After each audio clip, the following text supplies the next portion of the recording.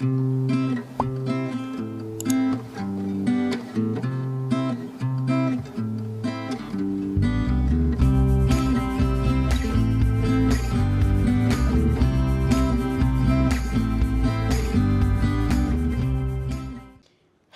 guys, we're home.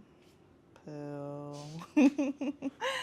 But we're back and we've unpacked, we're relaxing, and we wanted to take this time to talk to you about our whole process. This is our first cruise, and we kind of just want to share our thoughts with you about it and different things and some tips and tricks and kind of go from there. The first thing we're going to talk about is pre-embarkation prep, something that people don't think about as super important, but we knew that it was important. Obviously, her being a travel agent, knowing kind of the process of how things go and what we should or shouldn't do. Also, having friends that have done it and all of that. So like we said before, this was kind of a work trip for her. She was meeting up with her agency, and so it was a tad bit different. We would do things a little bit different when it's not a work trip. So I'll talk a little bit about like what we experienced and like I guess what we would do differently, and she'll talk about what we had to do for her job. You want to talk a little about transportation and stay before our cruise? So most people end up staying at like the Hilton Fort Lauderdale Marina area. There's also the Omni right across the street from it, just because it's literally right next to like the pier. If you literally walk around those hotels, you'll see all the boats. And I know that all the DCL transportations do pick up specifically from those two hotels. Mm-hmm. I'm pretty sure there are more. I'm just not 100% familiar with it yet. But for us specifically, I had separate transportation set up. But I do know that Disney Cruise does pick up from the Hilton Fort Lauderdale Marina. Mm-hmm. There were a bunch of other people there that were saying that were not a part of my travel agency, so they were saying they had their own transportation set up, whether it was from Disney Cruise or from an Uber or anything like that. It's about not even a 10-minute drive. We stayed at the Hilton Marina. Yes. It is that on the marina. It's on the port already. It's just on the, I call it the quote unquote personal side, I would say. It's not on the cruise line side of it. Yeah. So you'll see people, literally when we stepped out of our room and from our room, you could see people who like had their own yachts or had their own smaller boats and things like that. That's that part of the marina. Mm-hmm. And then if you walked all the way down, maybe about 10 minutes, where the cruises you'd be where the cruises are.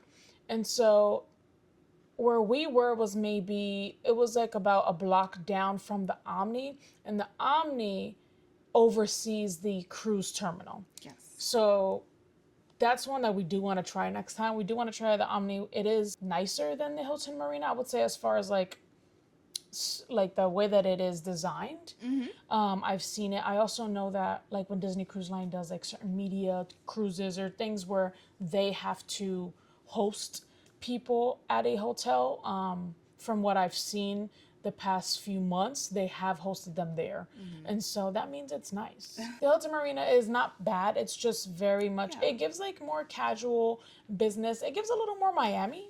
Yeah, it does actually. Yeah, and the Omni just gives a little more modern, sleek. But any two of those hotels, feel free to stay at them. If you need help booking, you can always message me. But Disney Cruise Line will pick you up from either hotel. Yes. You would set up transportation with them. They would send you an email confirmation letting you know about the pickup time, where to be, how to tag your bags, things like that. Yes. So with us, because it was with her agency, we did stay at the Hilton. Pretty much anyone who's going with the agency that wanted to stay at a hotel had that option. And then we got picked up by a charter bus. We were on one of the buses.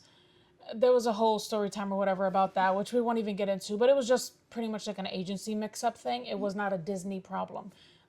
Disney's transportation went very smoothly for other people, and we will be trying it out our next cruise and just doing just DCL transportation.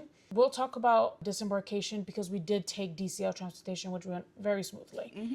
The transportation we got took us to the port, and as we're driving there, we can literally see the Disney Destiny, and it was so beautiful. It was great. It was our first taste of what we were gonna get, and we were so excited. Everyone on the bus was so excited. To wrap up like your pre-embarkation prep, where you stay, making sure you get there the day before is very helpful because you never want to not be prepared, or you never want to be delayed on a flight and then Yeah, miss your miss your cruise. cruise, yeah. So we always recommend coming in the night before, staying somewhere, even if it's not one of those two, just staying somewhere that you know that you are in control of, when you get to the cruise port. From then on, everything's kind of like in Disney's hands and following their rules.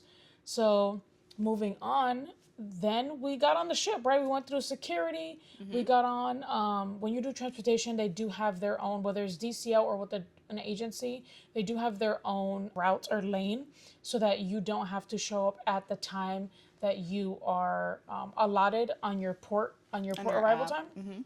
But that kind of differs per agency and people and groups, so we won't get too much into that. But we got through security smoothly and right onto the ship. Let's talk a little bit about what I think is the most magical thing to start off your cruise, and it could make or break your cruise depending on who you are, is your room. So we had a deluxe family veranda.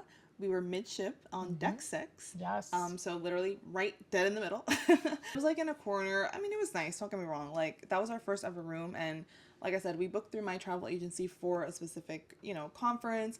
So we kind of had like slim pickings, I guess I would say. By the time we picked, there was no inside room left. There was no regular veranda. It was literally just deluxe family suite or concierge. Right. So we went with the cheaper We option. went with the cheaper option because concierge is expensive. Right. So that was our first time ever staying in a veranda room. We were very, very excited, and it was definitely worth the money. It was beautiful. It was, I mean, even though they do look small, like by the third day, I was like, this is great. Like, I could live here. I was fine. We were so sad to leave. Yeah, we got very comfortable. It was great. Like, they have the curtain that separates the room and the little like living space area. The sofa can turn into a single bed. You have the area where you have kind of almost like a vanity, I like to call it, because you have a full mirror, you have the lights on the mirror, you have a bajillion and one places to put your things. Like, literally, they thought that room through so well. There was so much storage, whether it was in the closet, in the drawers, even on the walls. They had the areas for you to put things and made sure there was bars so it didn't fall. Like, it was very well thought out. And we also really appreciated that right before the veranda, there was just like an empty wall where you can put your suitcases. If you have magnetic hooks, you can place them on the wall there. We put a bunch of hooks up. We hooked up a bunch of different things. And then, you get to your beautiful veranda, and there's your 2 little seats and a little table in the middle, and just the sky's the limit. It was beautiful. You could see the lifeboats right under us. So when we were at Castaway, I believe, you can see them cleaning it actually, and like taking it out into the water and testing it out, which was really, really cool to see from your veranda. So I was just there like, good morning, sir, as this man is like power washing the lifeboat. It was like the cutest thing ever. But yeah, it's worth it. I think that if you can do it, it's definitely worth it. I don't suffer from any motion sickness or seasickness, thankfully, so I had a great experience with it. I don't know from your perspective if it was better or worse having a veranda. So, as someone who suffers from motion sickness, I had brought every medicine in the book, and I'm very proud of myself. I didn't take anything. One, because I didn't want to take medicine and not actually know what it felt like, so I just wanted to take medicine if I needed it on the ship, if I felt like it was getting too much. But also, you can't drink any alcohol on these medicines. I know that there were certain bars on the ship that I wanted to visit. No, we didn't actually end up going, but that's a whole other story. But because of that, I didn't want to take medication. I just wanted to kind of like fight it out. And it was okay. In the beginning, you don't feel it. It really is more of a mind thing in the beginning, because when you do the sail away party, they're kind of distracting you, right? You're distracting you, and then when you look up to the sky, you realize you're moving and the buildings are no longer where they were before. And so that's when you start to realize it. And then once everything stops and you're walking, you're like, now you realize it. But on the top decks, and I would say top decks, like anything from like 10, 11, 12, 13, you don't feel it really. You see it. I mean, you can feel it if there's like choppy waters, but you really don't. I personally felt it a lot more when we were on lower decks. I mean, I felt it on 8 when we were in choppy waters in the middle of the night because we were kind of going fast. But anything like 6 down, I felt it the most. When we went on level 2, I thought I was swimming with the boat. In our room, I did feel it a lot the first day when I was trying to get used to it.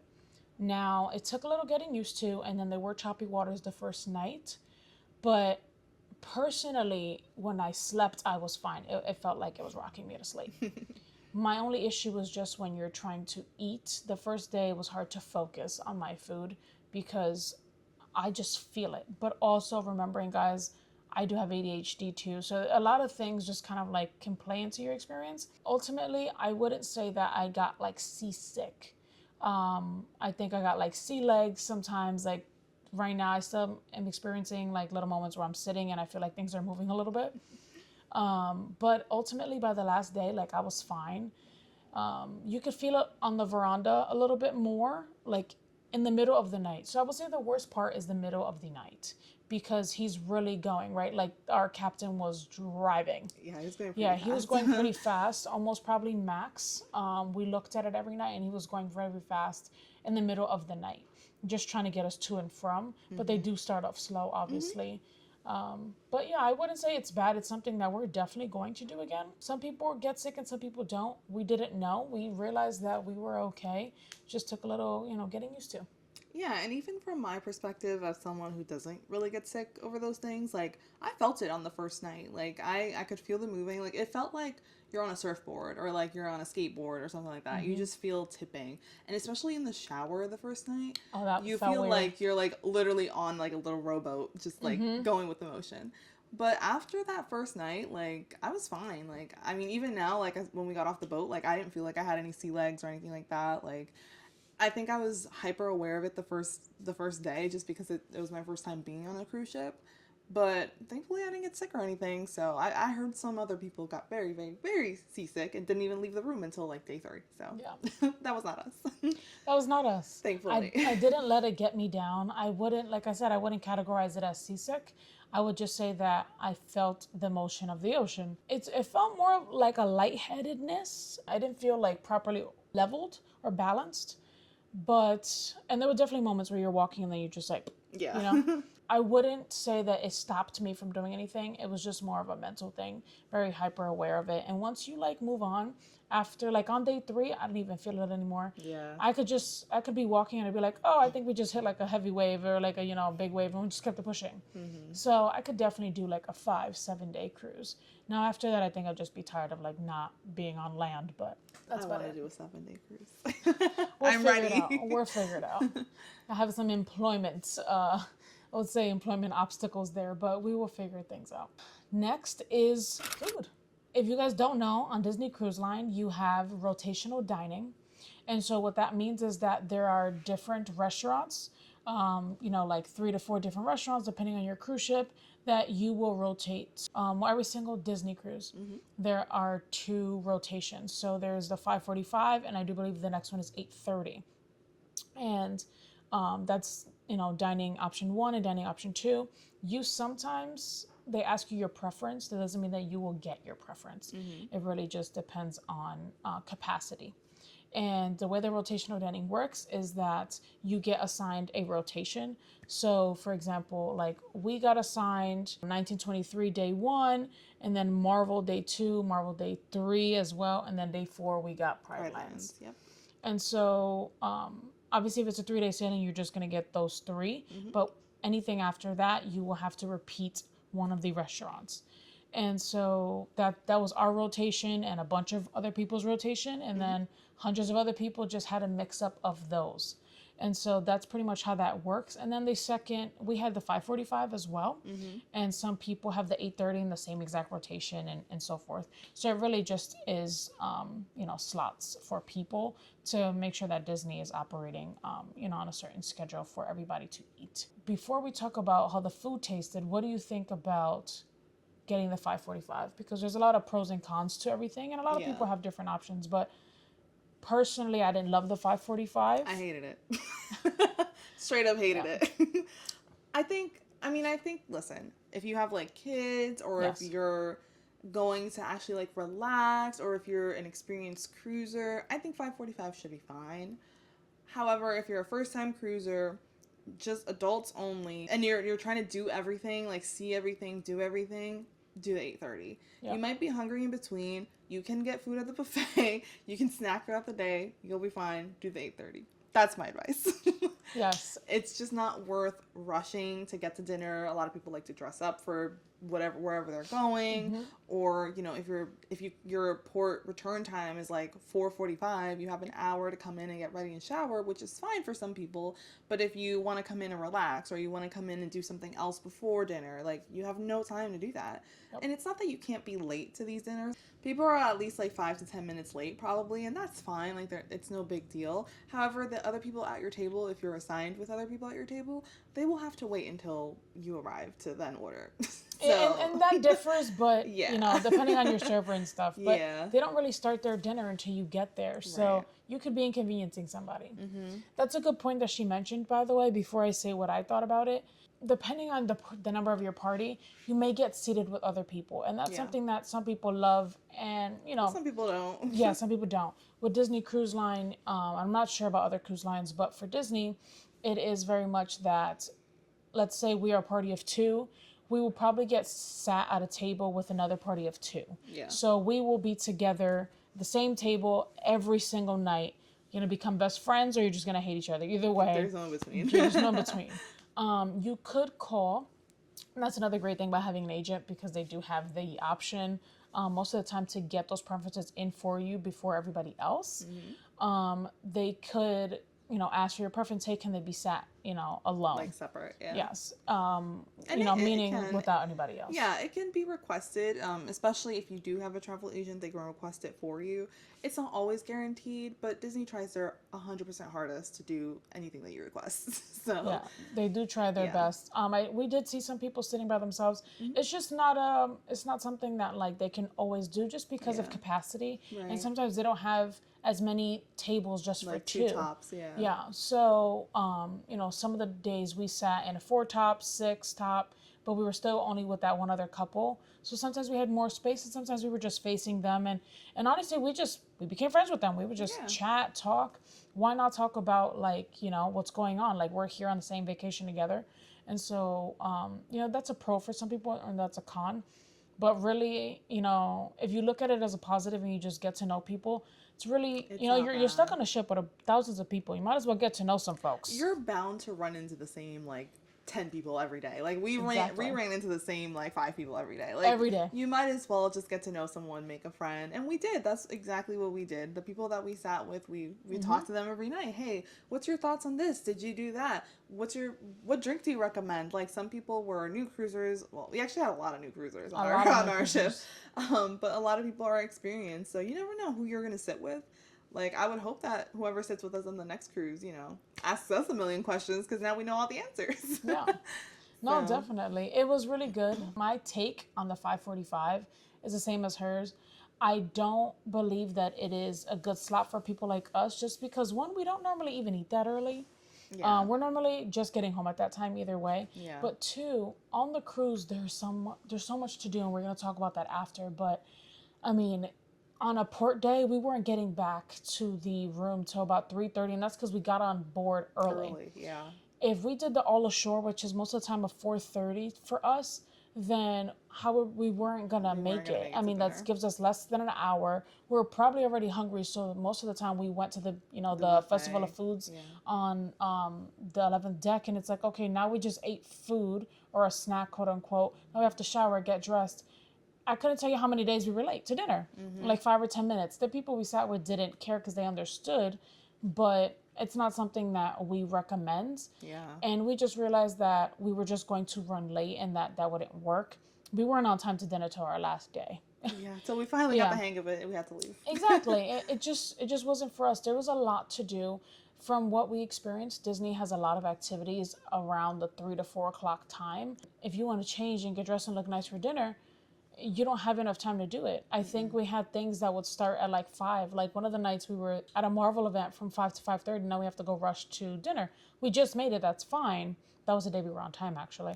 But we had to get dressed for dinner at like 2:30 so And that just we be can make it dressed, to yeah. other things and then go to dinner. Yeah. So an 8:30 I think is just best, because they do stop certain activities, or a lot of activities during evening. during dinner. So between 5:45 and like 7, there won't be as many things to do. Therefore, while people are having dinner the first rotation, we could go back and actually get dressed and be ready on time for dinner. That's what I would prefer rather than rushing. And some people like the opposite. Some people Yeah. would rather have their night free and just do dinner right in the middle. Yeah. And that's the mentality that we had going into it when we picked the 5:45. Yes, we chose it, by the way. We wanted to did. test it out. Yeah, we regret it. That was this whole thing, trying to figure out what works for us, what doesn't. Next time we will, tell Disney our preference is the later dining and, see how we feel about that.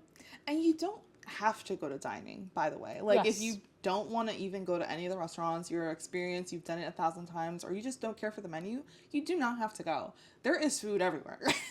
You can go to the buffet on deck 11 on the Destiny. You can go to any of the bars. You can really go anywhere and get food anywhere. You do not have to go to the rotational dining. It's really, if you want to, it's there, but you definitely don't have to go. Like, we skipped one of ours one night. It's a way to have a sit-down dinner, Yeah. which a lot of people like to have for dinner, right? Yeah. Now, one of the nights, our second night, actually, we were going to be way too late. Yeah. So we decided, okay, we're already here on deck 11. On deck 11, we were at the pool, and we were like, why don't we just get something at, Festival of Foods? There is little restaurant booths on the pool deck. And so there's like Donald's Cantina, the barbecue spot. There's, that's where you could get the free ice cream, a bunch there. So we just got a bunch of food, sat down, and watched a movie. And that's pretty much what we did. And then we went back to the room and relaxed and had a great night. Mm-hmm. That's what we recommend for some people who just, don't care to have a sit-down fancy dinner. Yeah. Which leads me back to the food and the type of food.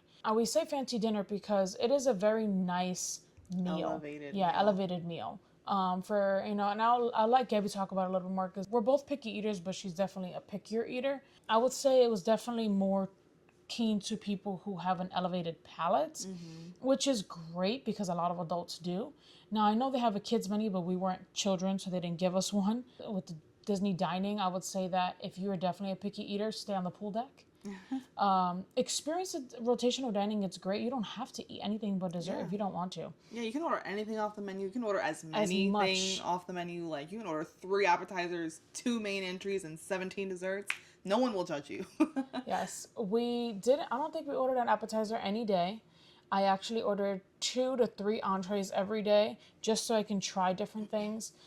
Just so that there was things like, and you'll see, on our TikTok and Instagram, we did post pictures of like the food and what we thought about certain things and things like that. So if you want visuals to what these things are, please head to our other social medias. But, I ate things from like filet mignon, a grass-fed sirloin. I had different types of salmon. The desserts were amazing. Yeah, they were. But they had, so much seafood. They had so many different steak options. I had like a jerk chicken and rice. And it just depended on the restaurant, but there was definitely more of an elevated palate. And then a bunch of other things that were too elevated for me. So it's just pretty much like picking what you may or may not like. But we did notice that even some adults, like the people we sat with, like they eat seafood every day. But even they were like, dang, I really just want a burrito, So then they would just go to, Festival of Foods and get something to eat. So it really just is up to you and what you would like to eat. Yeah, and I also just want to add, like, the portion sizes. They're not super big, but they're not super small either, I would say. It's perfect. It was, like, right in the middle. So, like, for those people that like to order, like, that would want to try, like, 2 to 3 entrees, like, you're not going to be, like, super stuffed. Mm-hmm. And you don't, of course, you don't have to finish everything. Like, so I think the portion sizes were pretty decent, too, like, right in the middle. So if someone does want to go and try one of everything on the menu, like, you can and you won't be like dying and rolling off of the deck the next day. And they're not judging you. No, they're not. I want you to know you're not the only one in the room ordering 4 different entrees, especially if you take out a camera. Like, they're very used to content creators coming in trying to take videos of things. But I was very happy we sat at a table with another couple that was also ordering multiple things off the menu, so I didn't look like, a bigger person sitting at the table saying, hey, can I have 4 of these? It's really just, we wanted to try a little bit of everything. It's already paid for. Why not? Bring it to me. Yeah. That brings me to another avenue of food, room service. Mm-hmm. Yes. So there is 24 hours free room service every night of your cruise. Yes. It's already included. Obviously, go ahead and tip at your, at At your your discretion. discretion. However, it is included in this free 24-hour room service, which we took, advantage of every single night. It was a thing we wanted to do. We'd go back to the room at night, whether that was at 10 o'clock, 1 o'clock in the morning, whatever it was. We went back, we ordered room service, we relaxed, showered, and watched a Disney movie every night. The food and room service is limited, but they do have a menu on the app. And so, we ate everything from like a cheeseburger to cheesecake to premium Mickey bars To to warm cookies. cookies and milk. They have chocolate milk, whole milk. 2%. Exactly. They, Yeah. a bunch of options. But the ultimate winner for me is always going to be those crunchy chicken tenders and fries. It is delicious. Ate it every single day. That's room service. Now, service. Service on Disney Cruise Line is like no other. Exceptional. 6 stars out of 5. Let me tell you, I felt so classy. Like, I've never felt so pampered in my life. For these people that aren't even like your direct like person. Like, I mean, okay, let me rephrase. You are assigned an in-room like host. They will come into your room every twice a day. Fix your bed, change your sheets. At night they'll come in, pick up any towels, leave you the beautiful little towel animals that everyone loves. So there's morning service and then turn down service in the evening. In the morning, whenever you leave your room, just take out the do not disturb sign on the door. And as long as it is before 1 o'clock, if I remember correctly, they will go into your room, clean it up for you, make the bed, replenish any towels or anything like that. And then, you can go back to your room whenever it is. Even if you come while they're doing that, you just figure out whether, you leave or they finish, You just whatever. let them know. They're super, super nice. So sweet, so nice, very easy to get a hold of. And then in the evening, when you are away at your dining, they come in and make sure everything is the way that they left it, or if you went in and out, making sure that they clean up again, and then they leave you your towel animal or blanket animal, quote unquote, with a couple Disney chocolates. Yes. And it is very sweet of them, very nice, and they are so, so accommodating. Our in-room host was Vikash, and we loved him. He was amazing. I wish I love could have that brought man. him with me. I know, like, can he come to my house? Like, he's amazing, the sweetest man. Always spoke to us every morning. Always asked, like, he was so engaging. Like, even on the last day, how was your cruise? Did you get enough content? Like, he remembered details about us, Yep. And we would ask him, oh, can you bring like an extra pillow? By the way, if you want a neck pillow, they do have a memory foam neck pillow that you can always ask. He went, got it, left it in our room the next night. Yes. No issues. Like, super sweet. Very sweet. And my favorite thing, sorry, I forgot. If you leave your wires out, by the way, like your phone charger, your laptop wires, they will roll it up for you and tie it for you with a little Velcro strap. I was like, oh my God, give this man $1,000. Like, that was just like the most, like, the bar was like set here and it was above the bar. It was beautiful. No, they are definitely very nice, very great. And that goes, over to the dining service as well. The your hosts, your assistant host, they're all very, very nice people. You get the same one every night of dining. They travel with you to every single restaurant, so you're never going to have a new waitress or anything like that. They're the same dining team travels with you. So they're on the same rotation as you. It's amazing because they remember your allergies. They check your food for your allergies. They remember what drinks you like, so they bring you your drink before you even order it sometimes. It is amazing. They're the sweetest people. When was the last time you gave your waitress a hug when you left your vacation? And that was this type of vacation. We gave them a hug. And everything was, so nice, so sweet. We can't wait to go back. And that's why when you hear about DCL and people say exceptional service, it is exceptional service. That's why, they give you all of these, different options. Like, hey, do you want to tip these people more? Because it's amazing. Like, we prepaid gratuities, but we wanted to give them so much more than we could have. Sometimes you do get a little sad because you're like, dang, they were so awesome. I wish I could have told them, like, hey, be less awesome because I don't have that much money. But they don't do it for that specifically. This is just, who they are. This is, how DCL likes to run their operations. And we very much appreciated that. and we loved it, and we'll be going back. Absolutely. If I could request Vikesh, please, I would. Yes. Next, let's talk about our port adventures. The best part. The part that I was excited for, at least. Yes. So we did Lighthouse Point and Castaway on this cruise. Yes. So we did Lighthouse Point first. Hot take. Her hot take. I'm just going to start off my hot take. It's my favorite. It was my favorite. Out of Castaway, between those two, Castaway and Lighthouse, it was my favorite. Now, I do know it's a long walk, but it really didn't feel that bad. We timed it in one of our other videos, if you go check it out. And it was about like a 12-minute walk, maybe. I don't remember how long it was. It was a few days ago. It was like a 12-minute walk. But it was less than 20 minutes. It was No, it definitely was like a 12 to 15-minute walk. We did stop to take pictures. If you factor that out, and we were like cruising, like we were strolling. We were strolling in flip-flops. Yeah, it wasn't bad at all. I mean, yeah, there's no shade, but it really wasn't. Just put on sunscreen before you get off the boat. You'll be fine. Yeah. It really was not that bad. And if you do have any, accessibility needs that needed to be accommodated, Disney does have different go-karts going down, taking people who do need that accommodation. So if you do need that, just speak to guest services and you could get that, set up for you. Yes. Now, I'm going to tell you why, to me, Lighthouse Point was my favorite. We relaxed. It was so serene, beautiful, calm, quiet. It is something, I know people say, oh, Castaway feels like Disney, but, like on a beach. And then Lighthouse Point feels more like a resort. I feel that's a fair statement. When I go on vacation, I love Disney. It's amazing. If I wanted like Disney, I would go to Disney. But I wanted, Disney on a ship. Now, I'm going to an island. I want to relax. I want to sit, I want to sip on something. I want to lay down and tan. I want serene. I don't want a lot of rah-rah and stuff. So, and that's the adult in me, For a child that could see why Castaway would be better, right? There's characters everywhere. It is, there's louder music. There's more things to do. And I support it. I think it's great. I'm sure sometimes I'll be in the mood for it, but I like that at Lighthouse Point, we just went and we stayed on the family side. We did go to Serenity Bay, which is the adult only side, but we really just walked around, sat there a little bit before we went back to the boat. But we really spent most of our day on the family side, and there's so many little pockets, space where you can just go sit and you feel like you're by yourself. Yeah.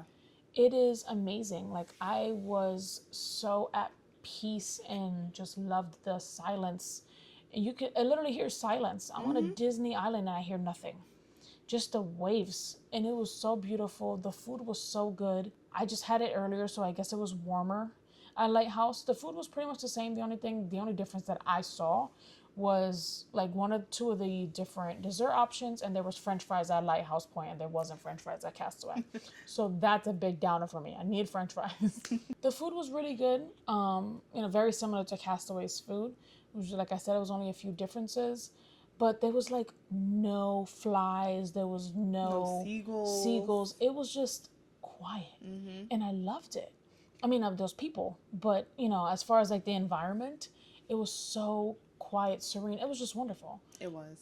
We had an amazing day. The water was clear. Perfect. Like barely seaweed. Yeah, there wasn't a lot of seaweed. Everything was just perfect. For me, Castaway was different because Castaway had more seaweed, a lot more walking, a little more hilly. And then we went to the adult only side, and it was like the water was super shallow there. There was a lot of rocks. It kind of hurt my feet. We got in the water, maybe 2 seconds, we walked out. There was no swimming there happening. I mean, nobody was swimming there. Everyone was like sitting in beach chairs, but the beach chairs were on an angle. That's not relaxing to me because I just kind of like to lay flat. There was no pockets of space for you to sit around. You were kind of just looking for a chair and hoping you find one. It was just a lot more traveling to and from places. But then also there was a lot of seagulls. There was a lot of flies everywhere. The food was cold by the time I got to it. And then there was a lot of seating, but it was like further. It was harder for us to find a seat to eat, which, that didn't happen as much at Lighthouse. I think it's because of how it's set up. It's kind of set up, I don't know how to explain it on here for you guys to get it, but it's just kind of set up more in a pocket. Like the food's in this, like in a circle middle area, and the places to sit are around it.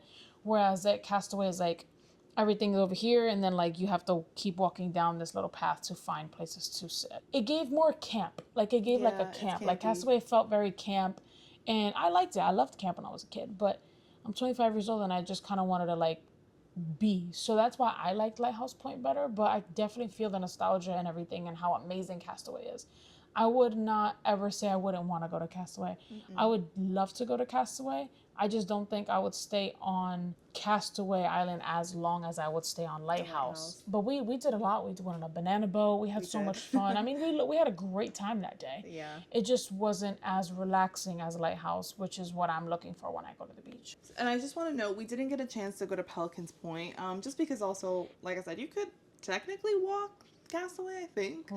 But it's a walk. It's a walk. Everything has a little tram stop. So you take the first tram, you get off at Pelican Point.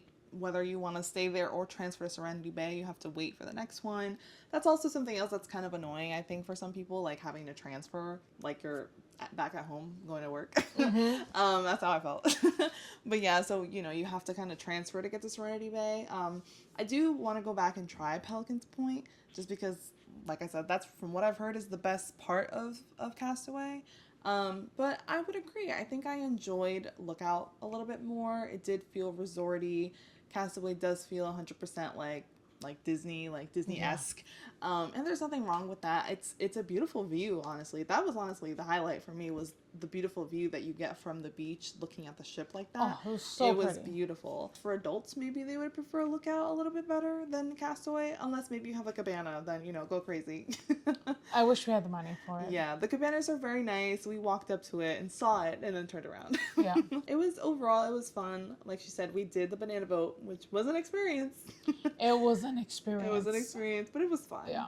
It was fun. I would recommend it, and it's not super expensive. You know, I've never been anywhere. For those that don't know, I've never left the country. So it was I definitely wanted to do as much as I could, you know, being on an island. So even though we just International waters. Even though we just did the banana boat, it was still very enjoyable, even though I was a little freaked out at first. Just a little. It was a little scary. It was a little scary. I thought it was going to be like, oh no, this is Disney. We're going to go like super slow. No. No, we're going fast and we're going deep. Let us know if you want a little recap. We could do a very short video on like what it was to do the banana boat port adventure at Castaway. But overall, like, I had a really fun time. I would go back to both places, and I hope to go back to other ports that they have. I want to go to the one in Mexico. I want to go to the one in Jamaica. Like, I want to go everywhere. So we want to go on an Alaskan cruise on the Wonder. Yes. We do want our next cruise to be on the Dream. However, after this, we realized that we didn't get to do everything we wanted on the Destiny. So we might book like another, Destiny 3 trip. to 4 day on the Destiny and then make our way to the Dream.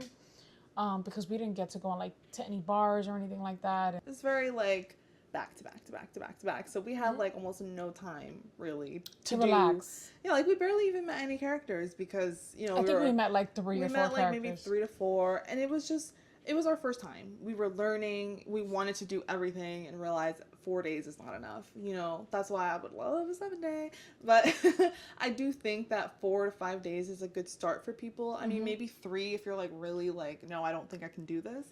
But just know that in 3 days, you're not going to get to do everything. And there's so much to do, so much to see. Like, I want to do an extended trip so that way on a day that someone is at a port that we don't really care to go for, we can stay on the ship and just explore, and there's less of a wait time or less people on board. So that's my tip as a travel agent and cruiser. No, I agree. That's what we did too. Like coming back, we came back from the ports early, especially Castaway, because like everyone gets off at Castaway, right? Yeah. They love it. Rightly so. I get it. So we just went back early, like 2:45, 3 o'clock-ish. We got back and we went on the Aquamouse, and there was still a 45-minute wait. But it was a fast 45 Yeah, minutes. no, it was quick. I don't think it was actually 45 minutes. No, it was probably like 25. But it was quick. The Aquamouse was really fun. I can't wait to go on one of the older ships so I can do the Aqueduct. But like, I'm really excited about all of that. All of the things that the ship had to do. There was activities, I think every 15 minutes, like something new started. And it was activities starting from like 8 a.m. to about 12:30 a.m. on some days. So think about that. We woke up every day. We woke up somewhere between 7 a.m. and 8:15. And then we were go, go, go until like about 1 almost a.m. 1 a.m. Yeah. We didn't go to bed every night, so between 1 and 2 a.m. to have to get up between 7 and 8 on your days at vacation. Like, it's hard because we like to relax on vacation, which is why I say I like Lighthouse better, But because I want to relax. there's just so much to do. It's like, how can you sleep in and miss out on meeting someone or doing something or going somewhere? Like, that's why I do think I would recommend a longer stay for most people, especially if you're new and you really want to get to do every little thing. Like, I think 7 days is like a perfect sweet spot. Now, if you want to do 14, there are plenty of those, and I would love to try it one day, but I definitely think starting off with like a 4 to 5, graduating to 7, perfect sweet spot. So now for our last thoughts, disembarkation. The saddest day on the ship. It was very sad to leave. Our day at sea, by the way, was very, very nice. It was like mental preparation to leave the ship, and then you're like, oh my god, I'm getting kicked off the ship tomorrow. So disembarkation, the day before, you get a sheet, and it tells you, different things about like the tip, how to give it to your, the staff, and it also gives you like steps on what you need to do to disembark. Yes. We had DCL transportation, so what we did was they gave us room tags, and you disembark based off your room tag. So you wake up in the morning and you go eat your breakfast, whether it is at your assigned dining rotation place at whatever time it is that they gave you. It could be 7 in the morning, it could be 8, depending on your rotation. Or you could go to the buffet that I believe opens at 6 and closes at 9. Yeah. And so we were at buffet, and they called, Daisy the gray background, and we left the ship. And that's, how we got off the ship.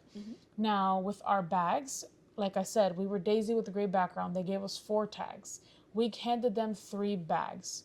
The way you do that is the night before you disembark, if you are a quote-unquote regular person or guest, you will be leaving your bags outside your room by 10 p.m., 10:30 the latest. Most of the time, your room hostess is walking around seeing if your bags are outside. Yeah. If you tell them, hey, I need a couple extra minutes, that's okay. Just nothing past 10:30. Yeah.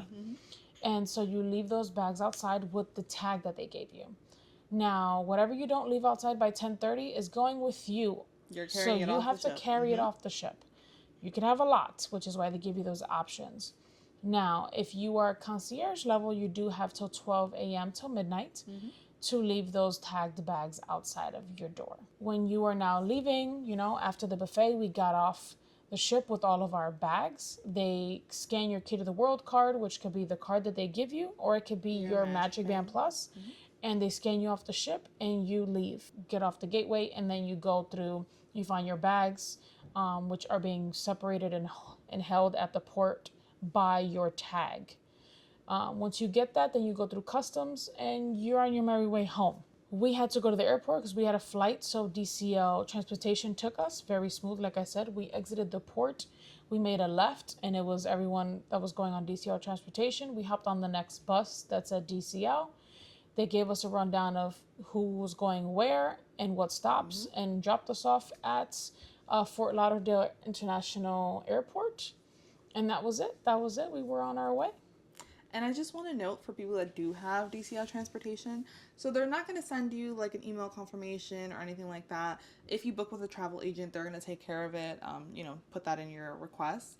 So how you know if you have transportation? On your Key to the World card, it should say the initials PA on it. On the top right. On the top right corner of it. That means that you're already assigned transportation. They already know. So when you exit the terminal, show that to a member, like, hey, I have DCL transportation. They're going to verify. They're like, okay, and direct you to where you need to go. And that's all you need to show. Yep. So you don't got to worry about an email confirmation, pulling anything up on your phone, nothing. Just show them the Key to the World card, and you're good to go. So, guys, that was our experience and quote-unquote recap of the cruise that we went on. We loved it. The Disney Destiny treated us very well. Super well. We can't wait to go back. Thank you guys for listening to our review. And check out our social medias to see our pictures, our recaps, our TikToks.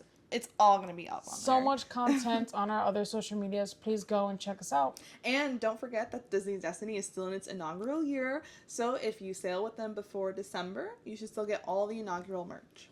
Still available till December. See you guys. Bye. yeah.